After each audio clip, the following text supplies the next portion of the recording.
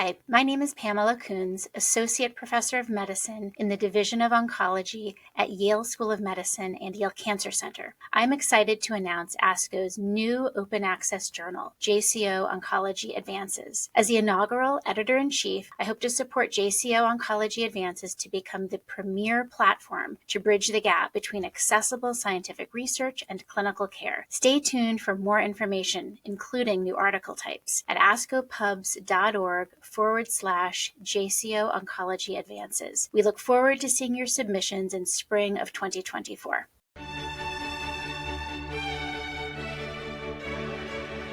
This JCO podcast provides observations and commentary on the JCO article, Oncology Fellows' Career Plans, Expectations, and Well-Being. Do Oncology Fellows Know What They Are Getting Into? By Tait, D. Shanafelt, et al. My name is Reed Drews, and I am Director of the Hematology Oncology Fellowship Program at Beth Israel Deaconess Medical Center and Associate Professor of Medicine at Harvard Medical School in Boston, Massachusetts. My oncologic specialties are cutaneous and hematologic malignancies.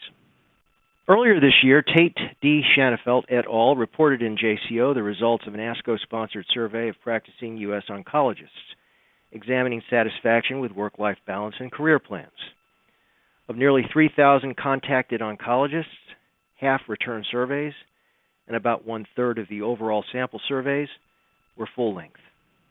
Only one-third of oncologists were satisfied with work-life balance, a proportion that was lower than all other medical specialties based on a 2011 survey of U.S. physicians relative to the general U.S. population. Oncologists' dissatisfaction with work-life balance showed a strong relationship with plans to reduce hours and leave current practice. At a time when an acute shortage of medical oncologists is projected in the U.S. by year 2020, this is a terribly disconcerting finding. In the present article, these same authors now turn their attention to oncology fellows. Cleverly, they attached their voluntary survey to the 2013 Medical Oncology in Training exam. Using standardized instruments applied in other large-scale national studies of physicians, the survey evaluated fellows' career plans, professional expectations, and measured burnout, quality of life, fatigue, and satisfaction with work-life balance. Of 1,637 medical oncology fellows in the U.S., 84% took the 2013 Medical Oncology in Training exam. And among these, 98% completed the optional post-exam survey. This is an astonishing survey completion rate, which suggests that fellows captive to the in-training exam experience were highly motivated to register their responses. The frequency of burnout among fellows in their first year was surprisingly high at 43%, falling to 32% in their second year and to 28% in their third year. With this incremental decline in burnout rate from year 1 to years 2 and 3 of fellowship, there were improvements in fatigue, quality of life, and work-life balance. In comparison to fellows, practicing oncologists had statistically significant lower fatigue and better overall quality of life scores, while fellows were less satisfied with work-life balance and specialty choice. Although fellows' satisfaction with career choice as a physician improved from year 1 to year 3, satisfaction with specialty choice was stable. To what degree these results were influenced by substantially reduced clinical loads in years 2 and 3 of fellowship, when fellows typically embark on research activities, is uncertain. There were other statistically significant notable findings from comparing the results of fellows and practicing oncologists surveys, both for private and academic practices. For example, fellows' expectations regarding future work hours were 5 to 6 hours per week less than practicing oncologists' actual reported work hours. Fellows underestimated the number of hours spent per week on administrative tasks, both at work and at home, and they overestimated the amount of time they would be able to spend on reading to keep abreast of changes in the field. With regard to patient care expectations, fellows anticipating private practice underestimated the number of patients seen in clinic per week, while fellows planning academic practice underestimated the minutes allocated to a new patient visit. Not unexpectedly, median salary expectations for fellows planning private practice were higher than that for academic practice, ranging from $300,000 to $350,000 for private practice versus $200,000 to $250,000 for academic practice. The authors performed a multivariable analysis to identify personal and professional characteristics associated with fellows in training, exam scores, and career plans. Statistically significant factors associated with higher scores included increasing year in training, male gender, and having no children. Scores were inversely proportional to burnout levels, older age, and greater educational debt. Fellows with children and with greater educational debt were more likely to pursue private practice, whereas fellows without children and with lower educational debt were more likely to report planning a career in academic practice. Intent to pursue academic practice decreased through the course of training, while intent to pursue private practice increased.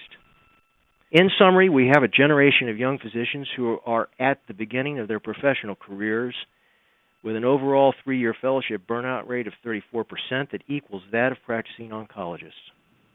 This is a disturbing and poorly understood finding.